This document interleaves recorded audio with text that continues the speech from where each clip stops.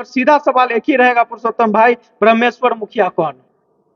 ब्रह्मेश्वर मुखिया वो नाम है जो नक्सलियों को सुनने पर कलेजा कांप जाता था। काफी पुराने लोग कहते हैं कि ब्रह्मेश्वर मुखिया की हत्या जिसने की वो नीतीश कुमार के काफी करीबी थे, हो सकता है इसलिए जांच एजेंसियां ठंडी पड़ गई। मुखिया के जिन्होंने भी हत्या किया, जिन्होंने भी हत्या के पीछे साजिश रचा, आज उनके कोई दुख से बेचैन, तो कोई दर्द से बेचैन, तो कोई बेटा और बेटी के भोगवा बिलाप से बेचैन, तो कोई पत्नी को खो गया है।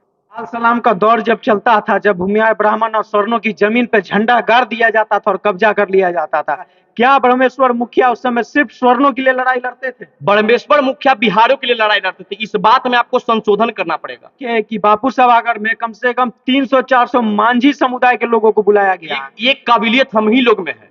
ये बात बोल रहा है कि 84 का ठिकाना लगा दे रहा है, और उसी गांधी मैदान में जाके बोल रहा है, उसी गांधी मैदान में जाके बोल रहा है जिस गांधी मैदान का जमीन दान हमारा समाज ने दिया था। तो हम जमीन बेच के अमीर बनना उचित नहीं समझते हैं, हम गरीब बन के शेरों की तरह दहाड़ने वाले लोग हैं। 1 जून का वही काला दिन जिस दिन ब्रह्मेश्वर मुखिया की हत्या की गई। आज शहादत दिवस मनाया जा रहा है, बापू सभागार में हम लोग मौजूद हैं। सीधा सा एक सवाल करेंगे, जो नई पीढ़ी के लोग आ रहे हैं, जो नई पीढ़ी के लड़के आ रहे हैं, इस चीज से कहीं ना कहीं वाकिफ नहीं है, उनको बताने की कोशिश करेंगे। और सीधा सवाल एक ही रहेगा पुरुषोत्तम भाई, ब्रह्मेश्वर मुखिया कौन? ब्रह्मेश्वर मुखिया वो नाम है जो नक्सलियों को सुनने पर कलेजा कांप जाता था। ब्रह्मेश्वर मुखिया वो नाम है जो किसानों को जमीन कब्जा करने का सोच रखता था, उसको सोच बदल जाता था।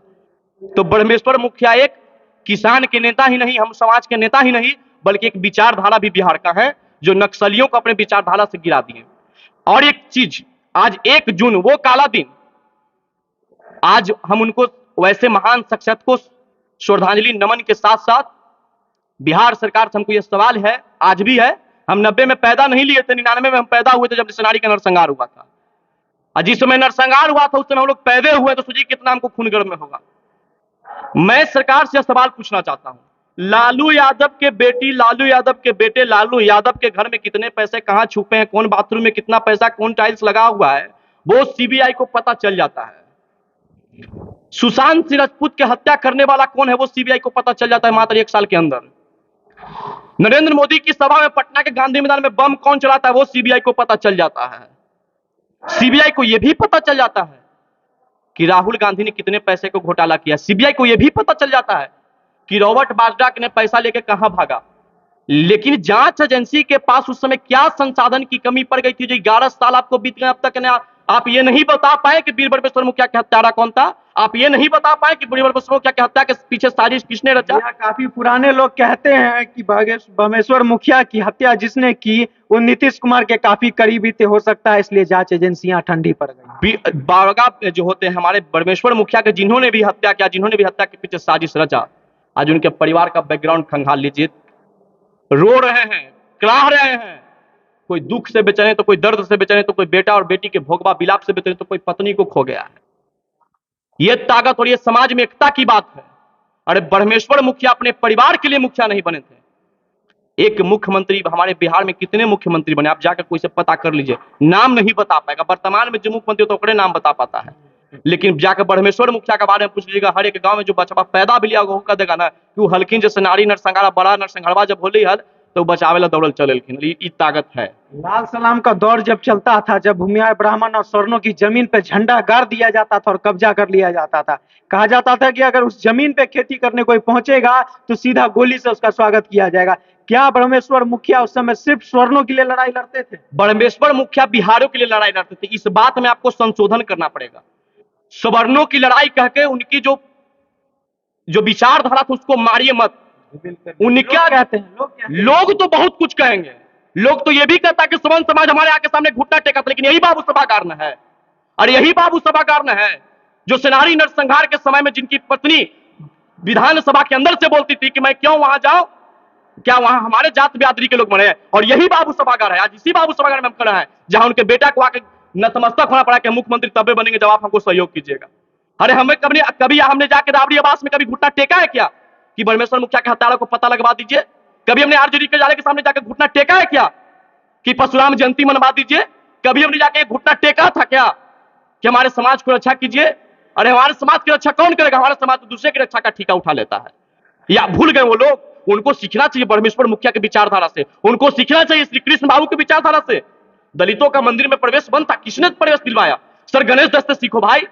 पटना गांधी मैदान का जमीन दान करने वाला का थोड़ा सा इतिहास पढ़ लीजिए। अगर पटना का गांधी मैदान का जमीन हम दान नहीं होते तो आपको साथ हाथ हिला के अपने नेता भी नहीं बनते।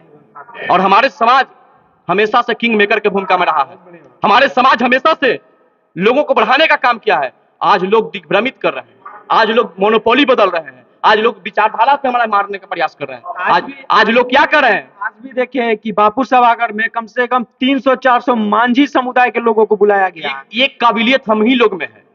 आप एक आध गो प्रोग्राम बता दीजिए यादव समाज का जिसमें दूसरे जात के भी लोग गए होंगे। आप एक आध गो भी प्रोग्राम बता दीजिए दलित महादलित का, जहां दलितों का न्याय की बात हुआ होगा। आज मेरे जो मोनोपोली है उसको लोग बदनाम करने के कुछ टुटपुंजिए 200 रुपया मैकबा वाला जो है फुदफुदा रहा है, कह रहा कि सवर्ण समाज तुम्हारे दलितों को शोषण किया है। किताब खरीदो 5 रुपया के, 200 रुपया के मैक बाद में खरीदना। 5 रुपया की किताब खरीद के पढ़ लो। हमने दलितों का हमेशा पोषक रहा हूं। अगर हम जमीन नहीं दिए होते खेती करने के लिए तो तुम शायद आज पत्रकार नहीं बनता। अगर जमीन उस समय हम तुमको नौकरी नहीं दिए होते तो तुम आज 500 को मैक नहीं खरीदता। आज जिस अंबेडकर के संविधान की बात करते हो ना, वो अंबेडकर के पढ़ाने वाला ज्ञानी कौन था, किस जात से था, जाके जरा ये भी पता लगाना। और हमको अंबेडकर जी पे गर्व है कि जिन्होंने अपने हाथ से संविधान लिख दिए, और वो अंबेडकर का नाम लेके इन लोग भी अंबेडकर के छवि को धूमिल कर रहा है। अंबेडकर जी कभी कहे थे क्या कि जाओ भूमिहार ब्राह्मणों को गाली देना, जाओ लाला राजपूत को गाली देना? कभी नहीं कहे थे। लेकिन वो लोग इनके नाम से जो दुकान चला रहा है, याद रख लीजिएगा। यही लोग हैं। जब हम पटना में आरजेडी कार्यालय के सामने जब हम इंटरव्यू दिया करते थे मीडिया वालों के सामने, एक अपने आप को बिहार के सत्ता के सबसे प्रमुख लोग समझते थे जिनका नाम था जीतन राम मांझी, ब्राह्मणों को गाली देकर भोज करवा रहे थे, उनको भी औकात पुरुषोत्तम दिखा दिया था। और उसी समय ये लोग आता था कि भैया जो 2 इंटरव्यू हम लोग दे दीजिएगा तो कुछ टीआरपी वाला दुकान में हम लोग चल जाए। रोटी सेक रहा था क्या पूरा? रोटी तो भैया देख लीजिए, जब टीआरपी दे सकते हैं तो टीआरपी ले भी सकते हैं। सब हमारे अंदर में भी देर नहीं लगेगा। हमारा समाज जब फरसा तलवार उठा ले तो लोग दूर से समझ आते कि परशुराम का बेटा आ रहा है। जब हाथ में तलवार ले लेते तो लोग महाराणा प्रताप वीर कुंवर सिंह की वंशज समझ लेता है, और जब कलम और किताब पकड़ लेते हैं तो लाला समझ जाता है। यही हमारी समाज की ताकत है। अब पूजा भी हम आसानी से कराते हैं, वेद वेदांग के साथ कराते हैं, और श्राद्ध भी वेद वेदांग के साथ कराते हैं। जो लोग ये साहस दिखा रहे हैं और जो आके पटना के गांधी मैदान के सामने चिचिया रहे थे कि 84 को ठिकाना लगा दिए, अरे तुम्हारा हमारा समाज का ये काबिलियत है कि तुम ये बात बोल रहा है कि 84 का ठिकाना लगा दे रहा है, और उसी गांधी मैदान में जाके बोल रहा है, उसी गांधी मैदान में जाके बोल रहा है जिस गांधी मैदान का जमीन दान हमारा समाज ने दिया था। तुमको पता है हाथ में खनकता उसको तलवार कहते हैं, सबको धूल चटाते उसको परशुराम अवतार कहते हैं। तुमको पता है तुम ठिकाना लगा दोगे, और ठिकाना खुद लग जाओगे। मनीष कश्यप को तुमने जेल भिजवा के जो अपने आप को बहादुरी साबित कर रहे हो, याद रखना हमारे रामधारी से दिनकर ने कह के चले गए थे कि सत्ता खाली करो, कुर्सी खाली करो कि जनता आती है। होगा, तुम्हारे अंधकार पे जल प्रकाश लाएंगे हम। जो तुम दिग्भ्रमित हो ना 24 और 25 में, फिर तुम्हारे आंखा को घुटना टेकवा देंगे। यही ताकत हमारे अंदर है। और जमीन बेच के अमीर बनने का काम पुरुषोत्तम ने कभी नहीं किया है। जो समझ रहा था 2 दिन पहले हमको धमकी दिवाया कि SC ST मुकदमा कर देंगे। भगत सिंह सोच लिए होते कि हमको फांसी के फंदा पर लटकने से देश आजाद नहीं होगा, तो आज फांसी पर फंदा पर लटकना उचित नहीं समझते। अगर पुरुषोत्तम ये समझ लेगा ST ST के मुकदमा से हमारे आवाज के और हमारे लहजे के कोई रोक दे, तो ये तुम्हारे गलत फहमी है।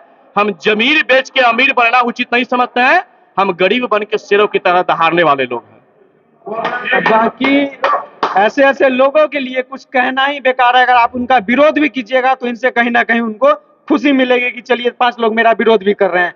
अब बाकी इस मुद्दे पे आप तमाम लोगों का क्या सोचना है, और हम क्लिप आपके स्क्रीन पे चला रहे होंगे, देख सकते हैं कि आज भी बापू सभागार में मांझी समाज के 200-300 लोग आए और उनको स्टेज पे उसी तरह से सम्मानित किया गया।